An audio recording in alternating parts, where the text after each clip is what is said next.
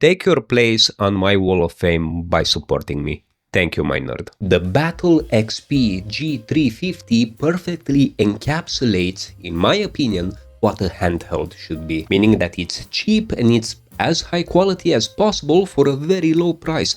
This is the Narnia, the beautiful middle ground in which a handheld should be deemed successful. I mean, disclaimer, I call this a budget handheld, but due to the new tariffs, who the heck knows what budget will mean in the near future. Budget can quickly mean I just might be able to afford this.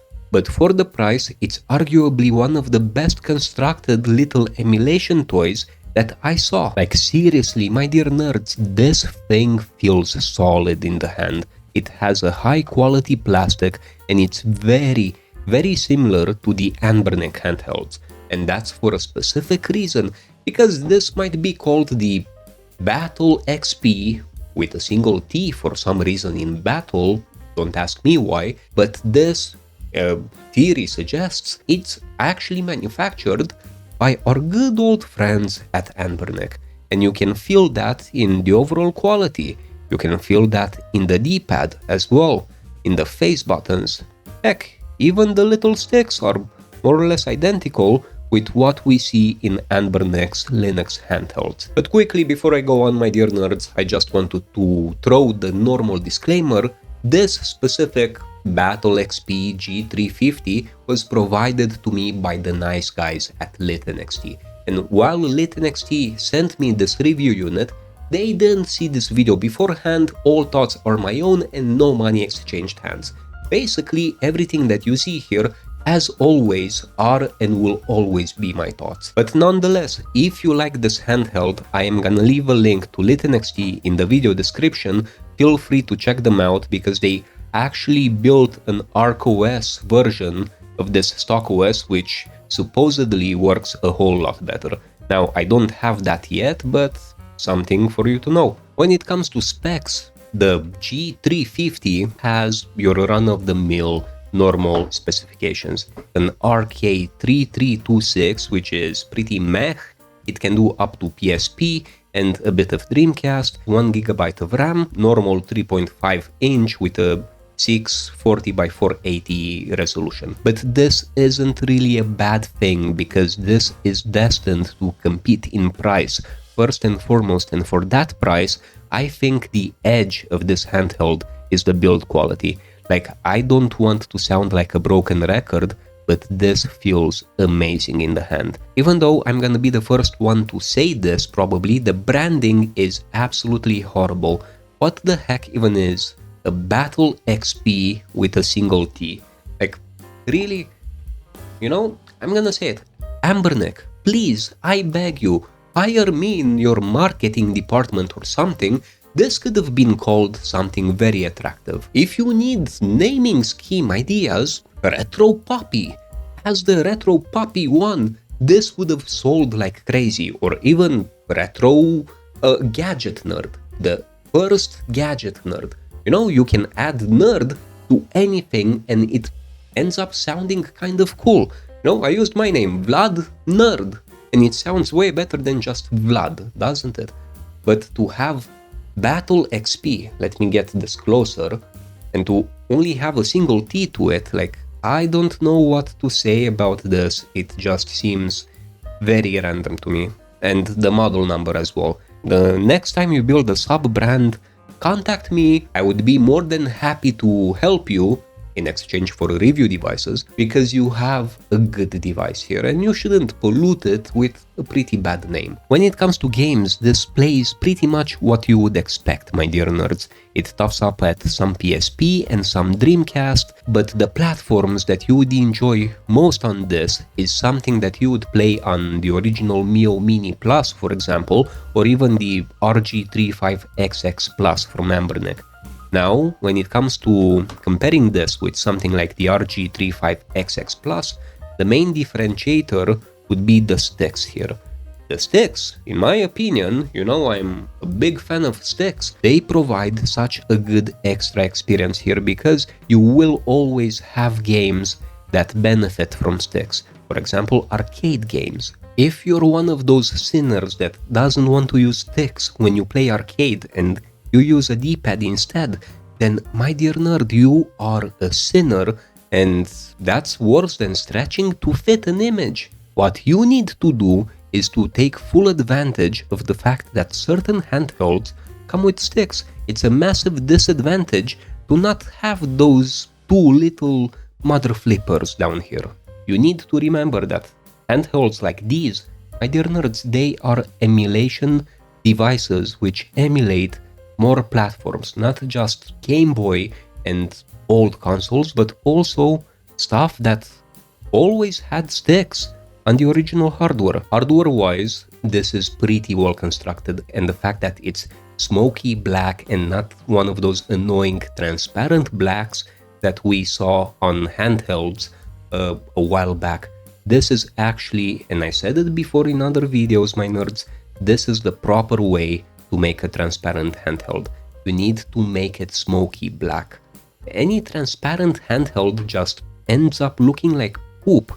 And I assume you don't want to hold poop in your hand, you want to hold an aesthetically pleasing handheld. And layout-wise, I have to say this is really an aesthetically pleasing handheld. You see, we have quality buttons. If you ever played with a vertical Anbernic Linux device, then you pretty much know how these feel, but they are at the same time a bit tighter, in a good way. They are of course membrane buttons, the D-pad is membrane as well, but it has a sort of toughness to it which to my primitive brain just translates to higher quality. Now the sticks are the point of contention. A lot of people will not like them, however, I pretty much love them. You know me, I love some sticks. And what's nice about these is that they don't really protrude above the D-pad and above the ABXY buttons, meaning that even though this little guy has sticks, it's still pocketable. This enters a pocket very easily. It doesn't snag on your pocket lining, which is, trust me with this, a massive win. Size-wise, I threw some handhelds around here so you get an idea. One could say that it sits in the pretty much perfect middle ground handheld-wise. We have the Mio Mini, which everybody knows and loves because this is the OG handheld in oh so many aspects. My trusty old Mio Mini Plus, which I love with all my heart. BatleXP and totally not an Anbernic G350, the Anbernic RG40XXV, which is totally blown out because of my camera, but this is quite a nice handheld if you don't mind it being pretty big. And then we have the Colossus itself, the Anbernic RG406V. And this is one of my favorite handhelds actually. You can tell by the fact that it still has fingerprints on. Here's all of them with their screens turned on, in case you are curious of that. We have quite a few different screen sizes here, a 2.8 incher, these two have 3.5 inches, and these two have 4 inches in diameter. But you can see that size-wise, we actually have quite a bit of difference. I will tell you though, however, just these three are what I would consider pocketable. And when it comes to the Mio Mini Plus and the BatleXP G350 in particular, I can't help but think that these two are kind of brothers from different mothers. You see, full bias disclosure, I probably like the smoky black on the G350 because it reminds me of my beloved Mio Mini Plus over here. Now, this is a bit smokier than this, I would say, but they are both just super beautiful devices. And one could say that they share a lot of design elements, like the speakers being here, the display band being right south of the display itself, where you see this line. This is where they cleverly hid that display connector. On the back, they are in a way kind of similar as well.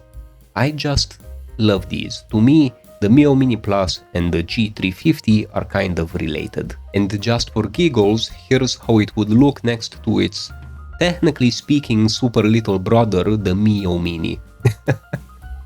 Look at this size difference. Now, when it comes to games, I could show you all the old consoles and I could show you a bit of Contra and a bit of those plumber games with that Italian guy, but I think it's way more interesting to show you where the limit of this handheld is, and that is with PSP. Here, I'm showing you GTA Vice City Stories, which is pretty much what makes this handheld sweat. It runs, I would say, at the limit of being playable. You have occasional stutters here and there, but overall I would say that you can have some fun with this. You know, you still can get away with enjoying yourself. You know, like pum pum pum. But of all the people here, I found one of these guys. Okay, so now I can run. Did you see that stutter? Like, that's kind of what I'm talking about here. You still get immersed in the game, but every now and then you just get a stutter. You have to live with that. Unfortunately, with most of these Linux handhelds, PSP is just where the limit is. However, I am honestly willing to forgive it with that. You see, when I first got the Mio Mini Plus, before I even started Vlad Nerd, I didn't know just how amazing that handheld was until I started customizing myself. Meaning that I installed a custom OS, I installed my own library of games, and I of course saved as a backup from my own tons of cartridges. And once I did that, that's when the true potential of the handheld actually got unlocked, and that's when I realized the sheer volume of enjoyment that I'm gonna have with the Mio Mini, which I actually did. So my appeal to you is, don't look at this handheld on how it is now, but look at it at what it can be after you tune it a bit, after you configure it a bit, and after you put your library in this.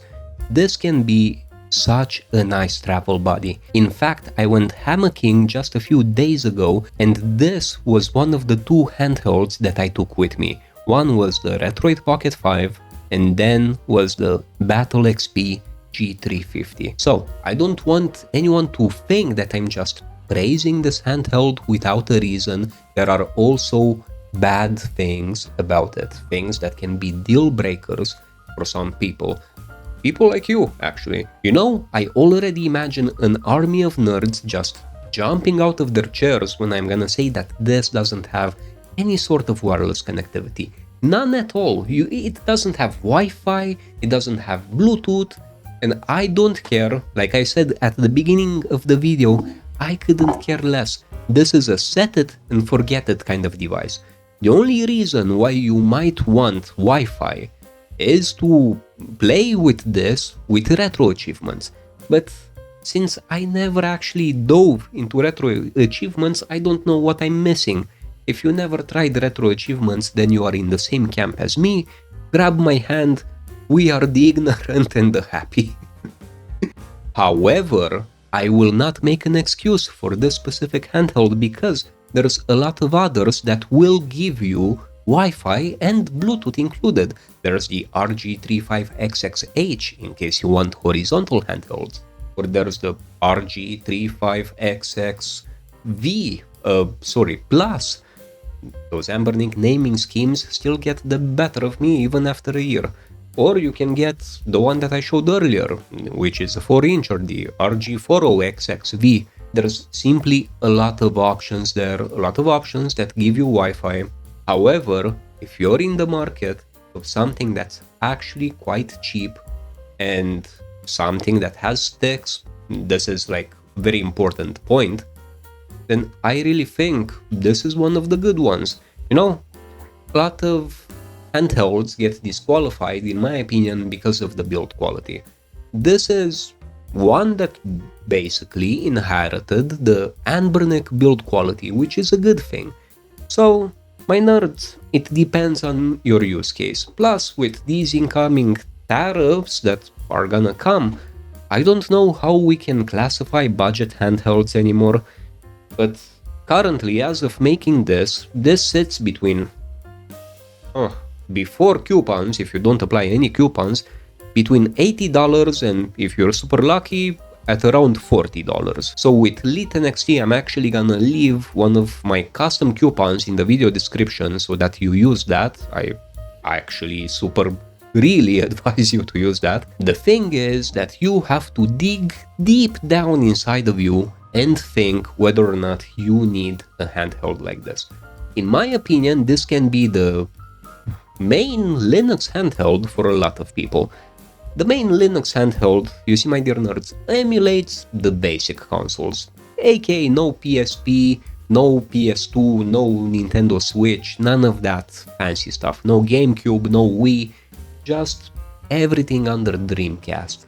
And for older consoles, like the ones that again you would play on the Mio Mini Plus, this is a pretty great experience. In fact, I would dare to say that it shines for those consoles. Overall, what's my verdict on this?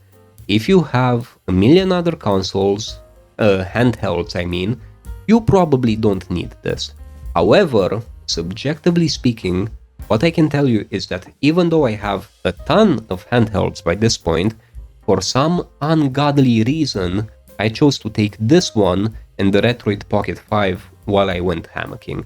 So take from that what you will. I'm not saying this is the best. However, for the competitive price, it surely brings a lot to the table. And at the end of the day, this is the metric with which I judge handhelds. How much enjoyment can you get for as little money as possible? And currently, this is one of the most budget little mother flippers that we can find out there. Tell me what you think, my dear nerds. I've reinstated my lights, by the way, because I wanted good lighting. For a month I didn't use them because I operated my left eye. But yeah, the things I do for you fine people, you know, now you get to see me and my boldness in proper lighting.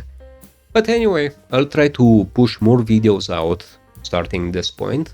Let me know what you think of the Anbernic cough cough G350 in the comments.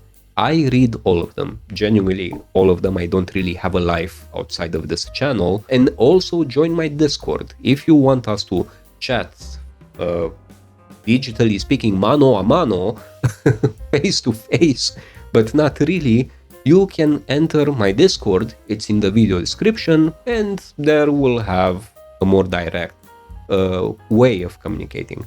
So anyway, my dear nerds, this is all from me this time. I love you very much, as freaking always. See you in the next one. Bye.